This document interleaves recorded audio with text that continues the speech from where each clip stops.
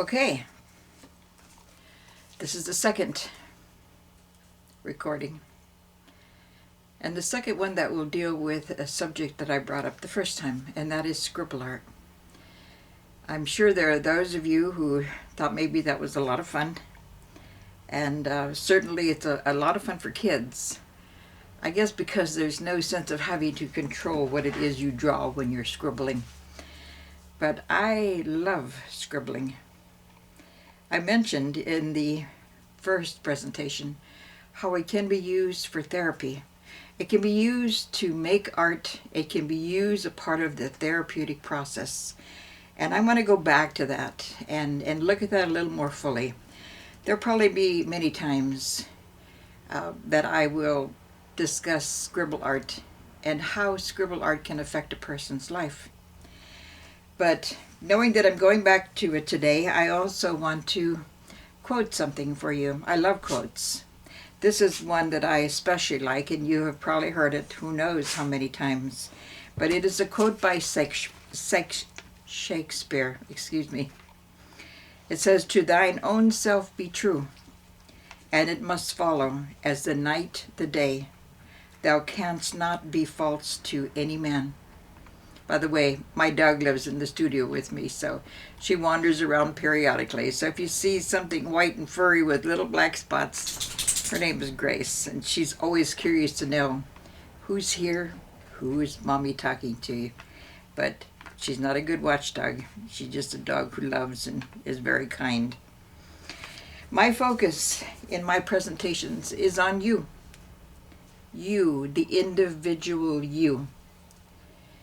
There are a lot of things a person learns in 75 years of life. You learn them the hard way, the easy way, through reading, through exploring, through talking to people, and through living your own life.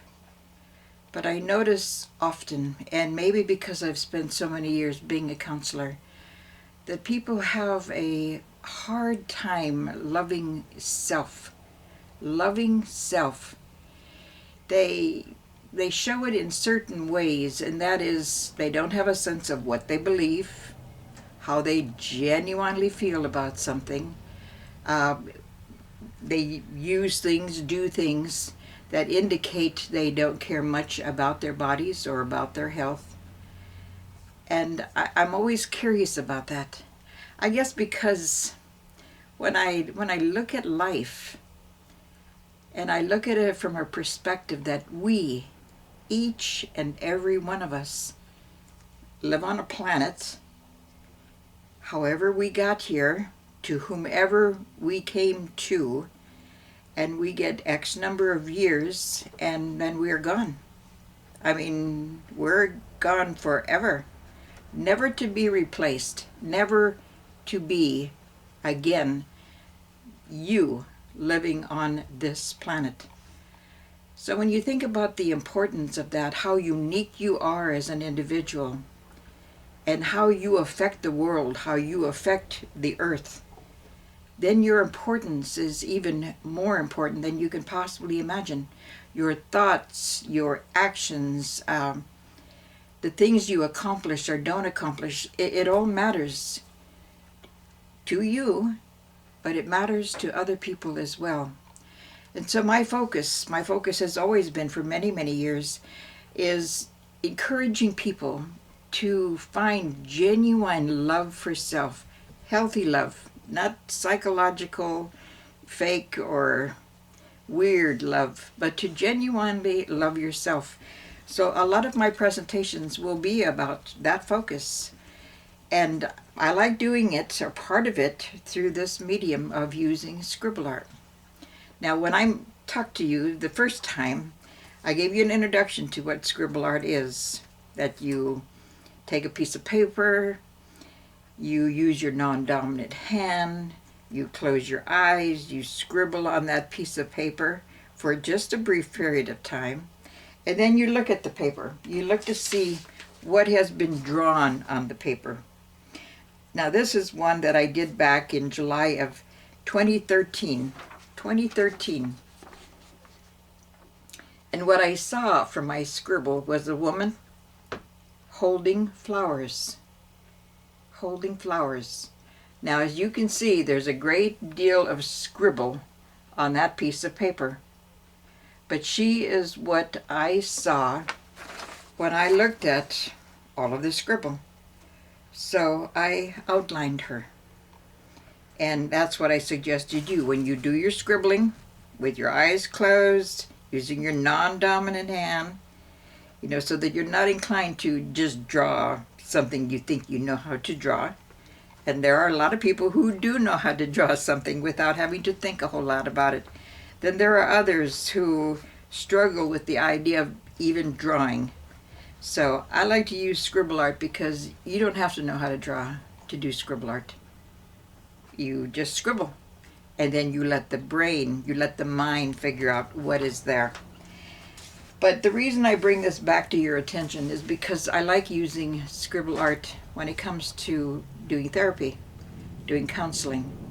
Again, I do believe that when you put something that is tangible in front of you, it's hard to ignore it. Like you can't ignore words when you want to. But when you have an image in front of you, the image takes on a life of its own. And in the beginning years, when I started using scribble art, I got to a point where if I use my imagination and I let the image speak to me, the images, they were willing to share all kinds of information. Now, I'm not sure if it's Einstein or who said it, but the statement was the fact that the imagination is more powerful than anything else we possess. Our imagination. And of course that goes back to the brain. Your brain is an absolutely wonderful part of your being. It can remember everything. It can access anything, given the right little touches of the different portions of the brain. It keeps your whole body alive until your time is done. But the things you store in there, you can utilize at any point in time, from before you were born until whatever exists after we pass away, after we die. But in the meantime, learning to use your brain and filling it up with whatever makes you happy, that's a wonderful gift you give to yourself. I have some images that I did a long time ago, in the beginning years when I was learning to use scribbling as a part of my own therapy. At that point in time, I was living in Albuquerque, New Mexico. I'd gone there to study a master's degree program to be an art therapist. I eventually changed my mind, but I loved some of the things I learned while I was there. Now, scribble art I had learned prior to ever going to Albuquerque. I learned it a long time ago when I was working with people as a counselor, and I love the concept. But this is one I did in September of 1994. 1994. Now, what I saw in this image was a woman, a person, holding a bowl. Holding a bowl.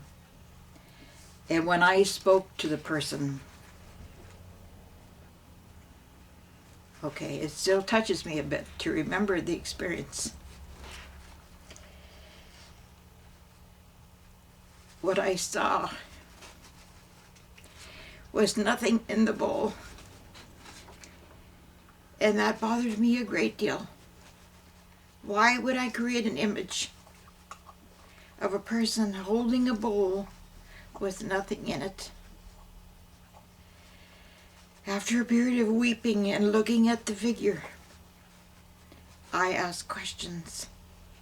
Because obviously this was my creation.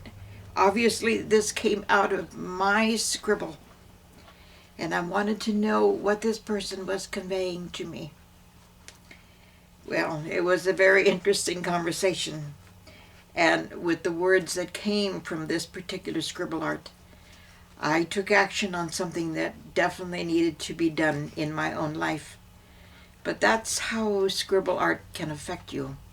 It can make you think about what is happening in your life and what are you doing about the things that are happening in your life. Now this is another one that I did in September 22nd, 1994. As you can see, this one is different. There are 3 main images that popped out of this particular scribble art. I put them in color because somehow that seemed to be what I wanted to do. I love using pastels. I find them vibrant and wonderful to use. But when I spoke to this particular image, I had a whole different conversation with this image. What I knew from my conversations is that these figures had played a very strong role in my life. One of the figures was religious teachings. The other figure was government programs. And then this is me down at the bottom, all tied up in these 2 particular entities. Now, I did not have what you would call a religious upbringing. I didn't. I'm Native American, and I grew up with my own particular tribe. So a lot of my early beliefs have to do with nature, with Great Spirit, with giving importance to everything that exists. People, trees, rivers, vegetation, that all things were important, but also that everything had a spirit. But because I was a Native child, I also spent all my early years in a boarding school. Now, I would be gone for 9 months each year, and then I would go home for 3 months, and then back again to the school the following year.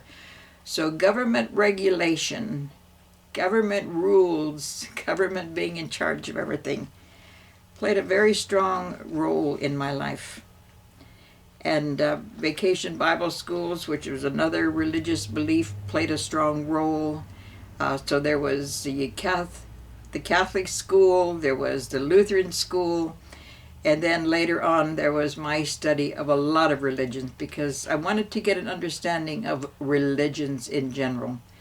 And of course what I learned overall is all religions are man-made. All religions are man-made. So if they play a strong role in your life, then is that a good thing? Or is that maybe something you would question? I question everything. I question government. I question religion. And I am a person who definitely thinks for myself. So there's no more bondage for me. I gave that up a long time ago. But to find that it was occurring in my scribble art, I found that quite interesting, that it could play such a role to the extent that I felt bound and put down. So that doesn't happen in my life and hasn't happened for many, many long years. But other images that came out of my drawings, this I found very interesting. Now, here I am scribbling on a large piece of paper. And in the early years, I did a lot of large scribblings. But it was the masked figure with it was the mask and the figure in front of it. Now, I didn't look at it as being a negative thing. It's in red, but then I do a lot of things in red. It's my absolute favorite color. I looked at this particular figure as a part of the masks we wear, because we all wear masks. You know, there might be your mommy mask, your sweetheart mask, your friend mask, your sister mask, your lover mask, your whatever mask that you wear when you're working, or your friend mask. We all wear masks. Some of our masks are really visible. Some of our masks are really false. And then there is what we do when we switch masks, because we do. We switch masks all the time. It's called the personas. Now, all of us can have several personas. depending on how well you know yourself or what kind of groups you're involved in or what other labels you use, as the person that you are. But I love this particular mask, and I went on to use that mask in a logo that I created many years ago. Now here's another one. Again, as you can see, it's a mask, and there's two figures in front of this. And this was made back in March of '98. Okay, I didn't read any particular psychological thing into this drawing. I loved the drawing. I thought it was very interesting. But again, when I look at, the fact that the mask is so much bigger than the human beings that are sitting in front of it, I wondered to myself, what is it that we put above all things, even above human beings? When you consider the fact that everything that we believe, everything that we practice, everything that becomes a rule or a way of life, some human decided that. Some human decided that. One of my grandsons, I have very interesting grandchildren. They are people who question life, question everything, and they live in this wonderful age of having everything accessible. They can look online to see if whatever the government is saying is true or not true, or whatever religions are saying is true or not true. They can find things out instantly. They know that people lie, parents lie, the government lies, the religious people lie. They can find all our lies because it's out there somewhere for them to access that information. So do they question us? Yes, and they should. Because everything that we think and everything that we do has come from somebody's thinking. Do you understand that? Somebody thought that thought. So going back to my grandson Zane, who asked me many, many years ago, he said, "Grandma, can people create a God?" My immediate answer was yes. To my knowledge, all gods were created by someone. Someone created every god that exists. Because that's the nature of humans. We think, we create, and we get other people to think and to create with us. Right now, I'm trying to get you to understand scribble art. I am trying to get you to understand, hopefully, what it is you think and why you do the things that you do. Why do you love the things you love and hate the things you hate? What prompted that particular thought? What prompted that particular action? When I go back to my early 20s, I was influenced by someone that I have always appreciated. Never met him, but I came across one of his books. Actually, I came across his book when I was in my late teens, and I just absolutely loved it. And so it's always been a really strong piece in my mind. And that man is Vincent Peale. He wrote a book called The Art of Positive Thinking. The Art of Positive Thinking. And what I learned from that is, yes, we can have a lot of negative thoughts. We can grow up and be an extremely negative person because, again, we are in charge of our thoughts. Or I hope that we are in charge of our thoughts. But you can also learn to think from a positive point of view, to look for the good in things, to look for the good in people, to look for the good in the way you live your life.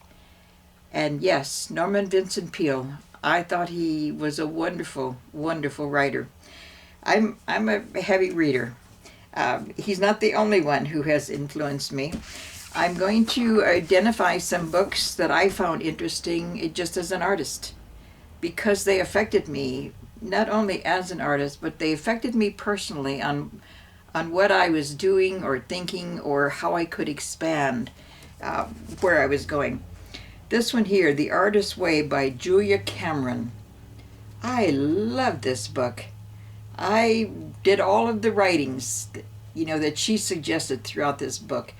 And if you haven't picked this book up or tried her exercises, please do. Please get to know yourself better through a process of writing. She is an excellent writer. In one of my writings that I did early in the morning, because I used to get up and I would do the morning journaling, it was such a profound moment for me when I was writing the sentences that morning. In the vision of what I was writing, I could feel myself as though I were a part of the earth. And as my heart beat, I could feel my body, my heart, beating with the rhythm of the earth. I would rise and fall, rise and fall. I could see the full rhythm of the earth moving with me. I believe that we all move with the rhythm of the earth itself. As we turn around and as we circle the sun, we as human beings, we're all a part of energy. We're all a part of the energy that exists throughout the earth, whether it be the living particles of plants or animals or the water or the air, the birds, us as people. We all move with a rhythm. And it's finding that rhythm. But yes, I loved her work. Another one that I found so interesting was Pencil Drawing by Marie Messer. Pencil Drawing. Now, if you can find this book, get your hands on it. Read it. Do some of the exercises that are in this book. Some of my ideas about scribble art came out of this particular book, and I do love it. Pencil Drawing by Marie Messer. Here's another one. Art Heals by Sean McNiff. How Creativity Cures the Soul.